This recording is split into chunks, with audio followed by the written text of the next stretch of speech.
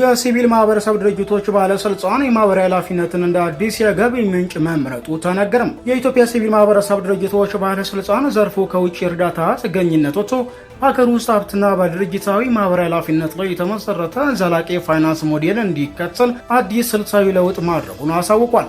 ይህ ውሳኔ የተላለፈው የሲቪል ማህበረሰብ ድርጅቶች ከውጭ ለጋሾች የሚገኝ ድጋፍ እየቀነሰ መምጣቱና የዓለም አቀፍ ሁኔታዎች ተለዋዋጭ መሆኑ የዘርፉን ሕልውና አደጋ ላይ እንዳይጥለው በማሰብ መሆኑ ተጠቁሟል። የባለስልጣኑ ምክትል ዋና ዳይሬክተር አቶ ፋሲካ ሞላ እንደገለጹት ዘርፉ ያለበትን ከፍተኛ ሀገራዊ ኃላፊነትን በውጭ ልገሳ ብቻ መወጣት ስለማይቻል ወደ ውስጥ መመልከት የሀገር ውስጥ አቅምንና የንግዱ ማህበረሰብ በስልት መጠቀም የግድ ይላል ብለዋል። ይህንን ስትራቴጂ ተግባራዊ ለማድረግ ባለስልጣኑ ከኢትዮጵያ ፖሊሲ ጥናት ኢንስቲትዩት ጋር በመተባበር በሀገር ውስጥ ያሉ የድርጅታዊ ማህበራዊ ኃላፊነት አቅም የሚያጠናክር ምርምር እያካሄደ ይገኛል። ጥናቱ በተለይ እንደ ባንክ፣ ቴሌኮሙኒኬሽን፣ ማዕድንና ማኒፋክቸሪንግ ያሉ ትርፋማ ዘርፎች ከሚያገኙት ገቢ ላይ የተወሰነውን ክፍል በዘላቂነትና በህጋዊ ማዕቀፍ ለልማት ስራዎች እንዲያውሉ ለማድረግ ያለመ ነው። በአሁኑ ወቅት የንግድ ተቋማት የሚያደርጉት የበጎ አድራጎት ስራዎች የተቀናጁ ባለመሆናቸው አዲሱ አሰራር ኩባንያዎች በሲቪል ማህበረሰብ ድርጅቶች በኩል ኢንቨስት ሲያደርጉ የግብር ማበረታቻና የህዝብ እውቅና የሚያገኙበትን የፖሊሲ ማዕቀፍ ያመቻቻል።